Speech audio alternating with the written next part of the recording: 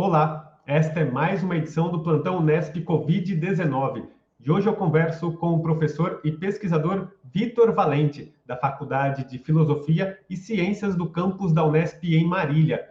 O Vitor é um dos autores de uma pesquisa que foi publicada recentemente em uma revista internacional e que mostrou a importância do isolamento social para salvar vidas no Brasil. Professor, obrigado por aceitar o convite para bater esse papo aqui comigo. Eu que agradeço pela oportunidade de poder conversar com vocês e também de passar um pouco do que nós temos pesquisando para a comunidade unespiana e para a população em geral também. Ô, professor, para a gente começar então esse nosso bate-papo, eu queria que você se apresentasse um pouco mais, falasse da sua formação acadêmica e também da sua atuação dentro da Unesp.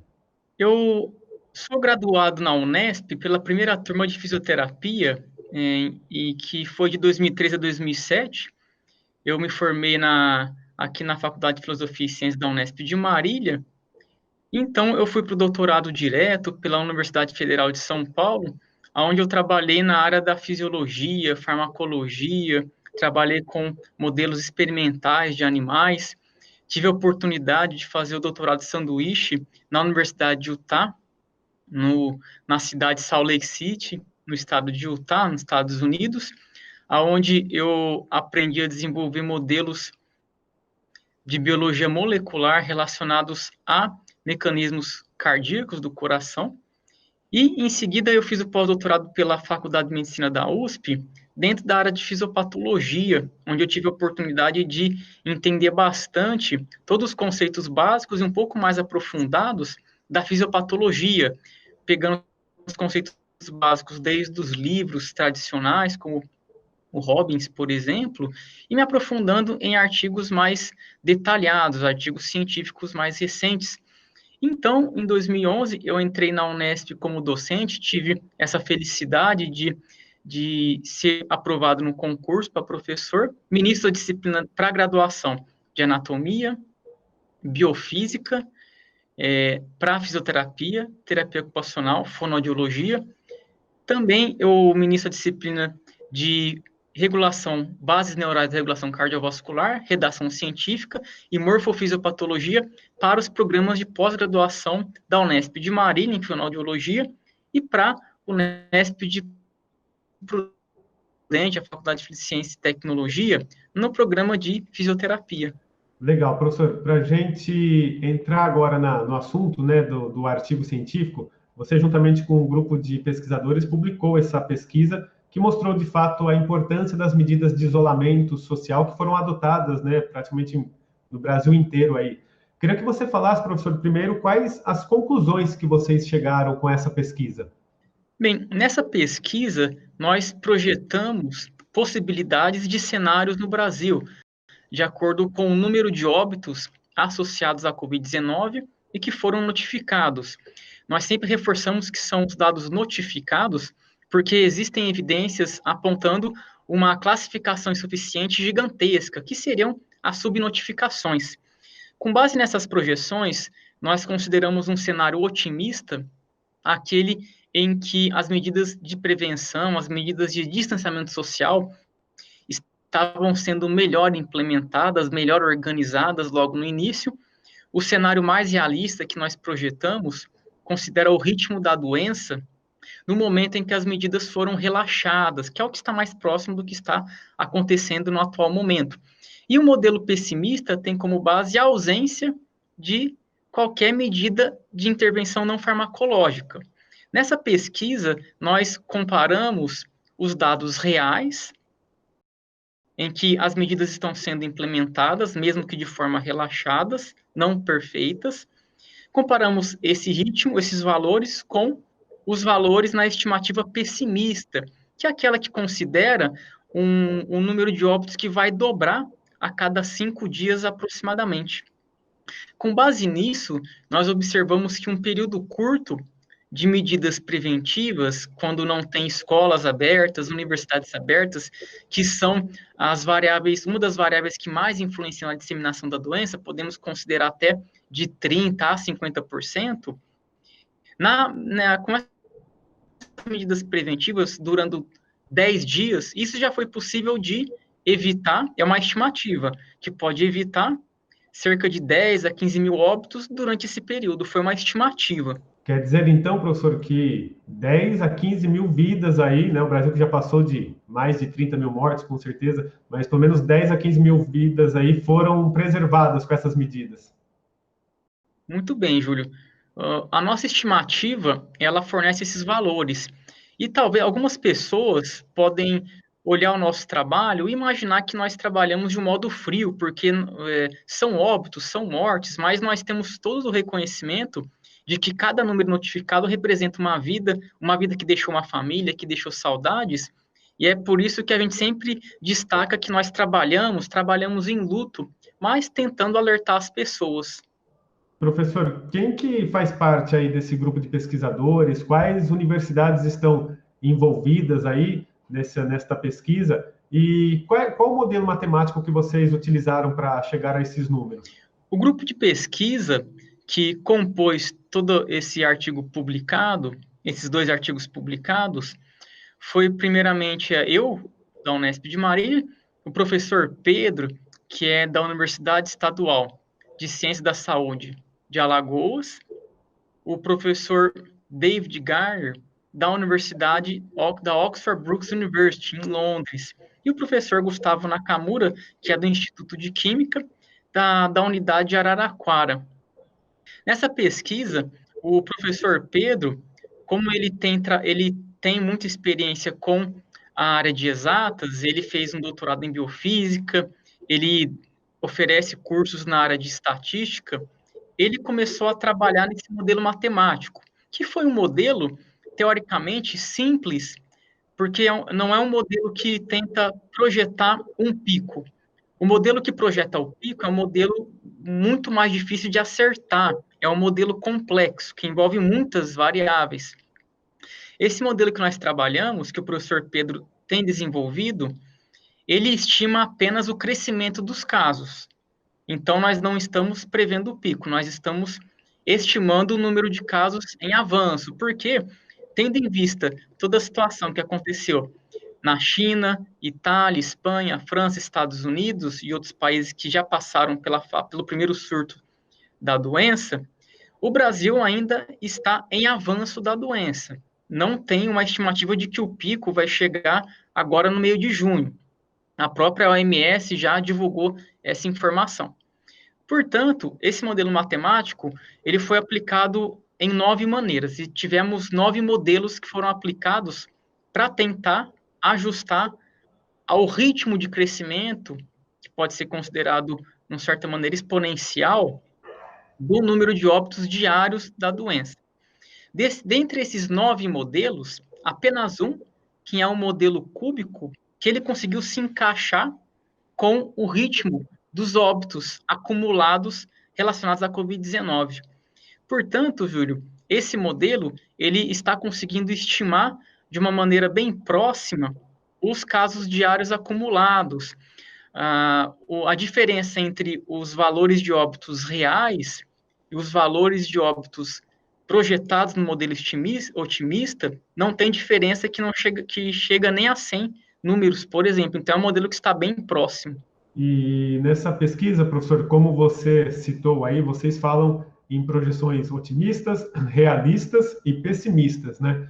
Nós acompanhamos aí ao longo dessa semana, em vários municípios do estado de São Paulo, a reabertura de algumas atividades econômicas, né? Algumas cidades um pouco mais flexíveis, abrindo algumas atividades mais amplas, né? E outras cidades ainda um pouco mais restritas, mas a maioria delas retornando algumas atividades, principalmente a questão do comércio, os shoppings. Você acredita, professor, que essa reabertura das atividades, fazendo toda a questão da mobilidade das pessoas pelas cidades aumentar bastante, você acredita que isso pode, de repente, começar a aproximar mais a gente dessas avaliações, dessas projeções pessimistas que vocês fizeram? Ou seja, a gente pode começar a voltar a ter uma explosão de casos? Na verdade, voltar a ter não, né? Porque nós já estamos com uma explosão de casos em várias cidades, né? Os países que começaram a refletir sobre uma reabertura mais ampla do comércio, sobre uma flexibilização das medidas de distanciamento social, de isolamento, de quarentena, lockdown, todos os países começaram a refletir sobre isso na medida que os casos já estavam em queda, quando o número de notificações diárias de casos de Covid-19 e de óbitos, eles estavam em queda. E no Brasil, isso não está acontecendo. O pico da doença nem chegou ainda. Nós ainda estamos em caminho do pico. Por exemplo, o dia de hoje, em que está sendo gravado, dia 5 de junho de 2020, a notificação que eu tive, a última, chegou a um número de óbitos em um dia que superou 1.300. E até o momento, os países que foram epicentros, como Estados Unidos e a Europa, alguns países, os Estados Unidos já teve um valor que superou muito isso, que foi até 3, 4, se eu não me engano, até um dia chegou a registrar 5.000 óbitos em 24 horas. Então, no Brasil, considerando a dinâmica dessa doença e também as medidas preventivas que foram relaxadas durante o trajeto dessa doença aqui no Brasil, é esperado que, infelizmente, o número de óbitos pode superar a 2.000 durante 24 horas. Portanto, Júlio, essa opção, essa decisão de relaxar as medidas de distanciamento social durante o avanço do pico não são recomendadas pela OMS e também pelas entidades científicas que são mais reconhecidas no âmbito acadêmico. Algumas pessoas ainda, professor, questionam muito essa questão dos modelos matemáticos, né? Para quem não sabe, eles são quase 100% precisos. Mas como que você explicaria aí, então, para quem não acompanha, para quem não crê nesses modelos, qual a confiabilidade deles? Como que você pode prever, de repente, alguns fatores que não estavam, né, previstos para fazer aqueles cálculos? Como esses fatores externos, né, anormais, podem interferir nesses cálculos também? Quando nós vamos elaborar algum modelo matemático com base em situações que são influenciadas por diversas variáveis, como até o momento não se sabe se o clima influencia consideravelmente, umidade, isso pode ter um efeito significante no vírus. Existem evidências que mostram sim. Quando esses modelos matemáticos são desenvolvidos, nós temos que refletir sobre qual seria um cenário otimista, um mais realista e um pessimista, considerando como que essas variáveis podem influenciar. Por exemplo, no nosso modelo, nós consideramos o cenário otimista, aquele em que a mobilidade estava entre 40, em que a porcentagem da taxa de distanciamento analisada pelo Google Community Mobility, girava entre 40% a 60%. Esse foi o cenário otimista. E o cenário realista foi aquele em que a média do país estava abaixo de 40%, 40% para baixo. E o pessimista, aquele em que nenhuma medida tivesse sido implementada, nenhuma medida não farmacológica, como uso de máscaras, medidas de distanciamento, isolamento social, quarentena, lockdown. Isso é importante porque, quando nós vamos estudar, precisamos ter uma noção de que cenário nós estamos, o real. Se ele tende para ir para o lado pessimista, precisamos chamar a atenção que as medidas precisam ser mais rigorosas, que é o que está acontecendo.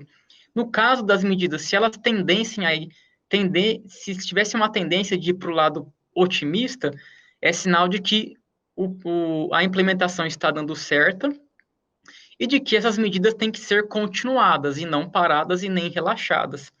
Outros modelos, tem um modelo que é estudado para analisar o pico, que é um modelo CIRD, são modelos que consideram um pico da doença numa população sem nenhuma intervenção, que é o que foi aquele modelo de Singapura que foi questionado. Aquele modelo é um modelo teórico que é interessante para quem está querendo aprender sobre o assunto. Aquela pessoa que quer entender o que é o ciclo de uma doença, como é que ocorre o ciclo da dengue, de uma gripe comum, de um resfriado, da cólera, de qualquer doença, aquela curva é interessante, é importante para nós termos uma noção de como uma doença se comporta na população. Porém, esse modelo ele descarta variáveis de implementação, de distanciamento social, medidas preventivas, e ele não conseguiu prever com precisão, porque tivemos medidas preventivas, universidades, escolas, comércios, na grande maioria, não ficaram abertos.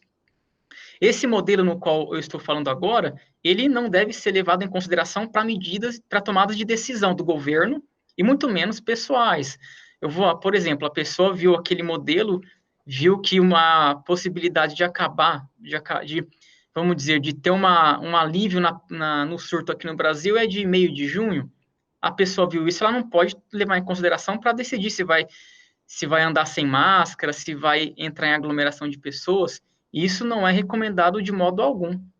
Aquele modelo é apenas um modelo para ter uma noção de como a doença se comporta. Inclusive, Júlio, esse modelo ele foi utilizado por um artigo publicado na Science, estimando fazendo uma análise ocorreu a doença na Alemanha e na França, porque eles consideraram uma coisa que já aconteceu, já analisaram o pico e aplicaram aquele modelo.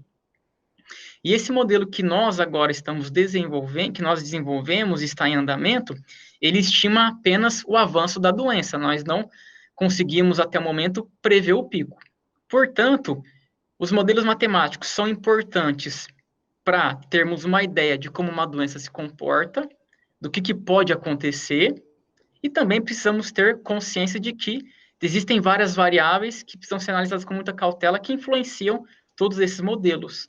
Ô, professor, você tem um canal no YouTube, né? Você criou um canal próprio para alguma finalidade específica mais acadêmica e com o início dessa pandemia, né, do coronavírus, você tem utilizado esse canal para gravar vídeos mostrando as pesquisas realizadas ao redor do mundo relacionadas à Covid-19, mostrando também os estudos que o seu grupo aí de pesquisa realiza. Fala um pouquinho da importância de como que surgiu esse canal no YouTube e como você tem utilizado ele para falar sobre ciências, né? Em 2017, Júlio, eu tinha uma conta no YouTube por causa do meu e-mail, e então eu comecei a gravar alguns vídeos sobre a minha linha de pesquisa mais específica. Nós trabalhamos com variabilidade da frequência cardíaca, comecei a gravar vídeos explicando como é que esse método é desenvolvido, como é que ele é feito na prática. Então, as pessoas começaram a me procurar do Brasil, que trabalhavam com isso, número pequeno de pessoas, porque é uma linha que é um tema que não é não é de interesse tão amplo para a população em geral. E então também comecei a gravar vídeos de disciplinas que eu ministro na anatomia, na fisiologia, na biofísica, deixei disso divulgado, disponível no meu canal do YouTube. Então, e também comecei a falar sobre fake news, sobre como é que os artigos científicos conseguem desmentir as fake news, como que nós podemos procurar um modo de desmentir as fake news. E mais recentemente, agora, desde fim de fevereiro, eu comecei a ler bastante sobre o coronavírus, que é uma família, que é um grupo de vírus que é classificado em alfa, beta, delta e gama, e beta coronavírus é o vírus que nos afeta, que nos causa o resfriado, e são outros vírus. Comecei a estudar isso, pesquisar mais profundamente, e desde então eu tenho conseguido divulgar quase todos os dias vídeos atuais sobre a situação da Covid-19, explicando o que é verdade, o que não é verdade, o que nós temos sobre vacinas, o que nós temos sobre imunidade, o que existe sobre tratamentos farmacológicos e não farmacológicos da Covid. E considero isso importante porque é algo que todo mundo no país está interessado em saber o que vai ser de nós diante dessa pandemia. Um dos últimos artigos, né, professor, que você analisa ali, um estudo estrangeiro, e que falou sobre a questão da imunidade. O que você pode trazer para a gente desse estudo? Uma pessoa, por exemplo, que já foi infectada pelo coronavírus, ela está totalmente imune a ele, ou seja, ela não vai ser infectada novamente? Até então, até um tempo atrás, questionava-se muito se uma pessoa ela foi infectada pelo SARS-CoV-2, será que ela pode ser infectada de novo? Porque tivemos casos na Coreia do Sul, até no Brasil. No Brasil teve um caso no Amazonas, que eu tive acesso, que foi notificado, de uma pessoa que desenvolveu sintomas da Covid-19, se recuperou, e algum tempo depois ela voltou a desenvolver os mesmos sintomas. Como é que nós podemos explicar isso? Uma primeira hipótese é de que o vírus ele permaneceu na pessoa, ele não deixou de existir dentro da pessoa quando ela se recuperou, e quando o sistema imunológico da pessoa voltou a ele entendia que estava tudo normal de novo, ele deu uma aliviada no mecanismo de proteção, podemos dizer assim, e o vírus voltou a ter o seu efeito no corpo. Um estudo que foi publicado numa plataforma preprint, que é uma plataforma em que os artigos não são revisados por experts na área, esse artigo avaliou sul-coreanos que foram infectados pelo SARS-CoV-2, o novo coronavírus, e percebeu que algumas pessoas desenvolviam uma resposta mais intensa, uma resposta moderada e uma resposta imunológica mais leve, sugerindo que aquelas pessoas que têm uma resposta imunológica mais leve são pessoas que podem desenvolver novamente os sintomas. Outro estudo mostrou que existe uma variabilidade genética de pessoa para responder ao SARS-CoV-2. Ou seja, enquanto uma pessoa é assintomática, não desenvolve os sintomas, outra pessoa desenvolve sintomas e pode, em estágio grave, ir até a óbito. Isso também é uma explicação. Porque um artigo publicado na Nature, com uma população de Wuhan, em que 79% das pessoas que tiveram teste positivo para a Covid-19, elas não tinham sintomas ou não tinham nem ido ao médico, não tinham nem ido ao hospital, ao pronto-socorro, ao pronto atendimento, ao posto de saúde. Por isso que uma coisa que tem chamado a atenção desse surto é que a grande maioria das pessoas, ou elas não são assintomáticas, não desenvolvem os sintomas, ou desenvolvem sintomas leves, moderados. E essa questão da imunidade duradoura, ela teve algumas evidências bem recentes que nos ajudam a traçar um direcionamento dessa doença. Na Nature foi publicado um artigo que analisou 285 pessoas que foram infectadas pelo SARS-CoV-2 e todas elas, 100% delas, tiveram uma resposta imunológica duradoura. Isso eu encaro como uma visão otimista do que nós temos até o momento. Outro artigo publicado na revista Cell, uma revista com um fator de impacto muito alto, ele fez uma análise de amostras sanguíneas de pessoas que foram analisadas em setembro, agosto de 2019, quando o novo coronavírus ainda não existia, nós imaginamos que ele não existia ainda. E nessas amostras de sangue, eles analisaram pessoas que tiveram um resfriado comum, que foram infectadas por outro vírus da família beta-coronavírus, e essas pessoas que foram expostas ao vírus do resfriado mais comum, do beta-coronavírus, eles perceberam que eles desenvolveram uma resposta imunológica que também é eficiente com o SARS-CoV-2. E assim, esse artigo da Cell, um artigo muito interessante, levanta uma hipótese que é plausível de que pessoas que já foram infectadas pela gripe comum, pelo resfriado comum, podem já ter imunidade contra o SARS-CoV-2. Entretanto, Júlio, é importante que nós não consideramos isso como uma verdade absoluta, porque uma coisa interessante da ciência é que a verdade ela é transitória. Uma coisa que é publicada hoje, que é divulgada hoje, pode ter alguma alteração amanhã ou daqui a 100 anos. Você falou aí da ciência, né, professor? Você que tanto tem lutado aí para mostrar a efetividade, a importância da ciência em todos os aspectos, principalmente agora, né, numa época de pandemia. Como que você acredita que vocês, cientistas, pesquisadores, vão sair após essa pandemia? Você acredita que vai haver uma maior credibilidade, que as pessoas, principalmente falando aqui do Brasil, as pessoas vão confiar mais, vão depositar mais esperança, credibilidade mesmo no trabalho de vocês, ou vocês ainda vão enfrentar muitas barreiras pela frente ao desenvolver estudos, ao desenvolver pesquisas, ao falar em modelos matemáticos? Mas podemos ter nesse momento, Júlio, eu considero duas visões. Uma visão que eu considero muito otimista, de que a população nesse atual momento está acontecendo que a população está valorizando muito a ciência. Mesmo existindo correntes negacionistas, correntes formadas por fake news, pessoas que eu considero como pessoas que têm um instinto prevalecendo sobre a razão, apesar de ainda existir pessoas que pensam mais com a emoção do que com a razão, a grande maioria das pessoas eu percebo que elas estão valorizando mais a ciência. Por que elas valorizam muito agora? Porque se há 10, 20 anos atrás o Brasil tivesse investimento maior em ciência, provavelmente o Brasil estaria muito mais preparado para enfrentar esse surto da doença. E um dado interessante, Júlio, eu tive acesso em 2010, quando a situação do Brasil estava melhor em questão de investimento em pesquisa. Naquele momento, um professor que trabalha com endocrinologia da Universidade da Harvard, ele passou um dado de que o que um prédio da Universidade da Harvard, que ele trabalha, recebe em um ano, é o mesmo orçamento que a FAPESP recebe em um ano. E agora, pensando 10 anos depois, esses dados estão muito mais discrepantes, eu imagino, seguindo o que tem acontecido agora atualmente. A minha visão otimista é de que nos próximos anos a população vai sim valorizar mais a ciência e é bem possível que os próximos governos federais também valorizem mais a ciência.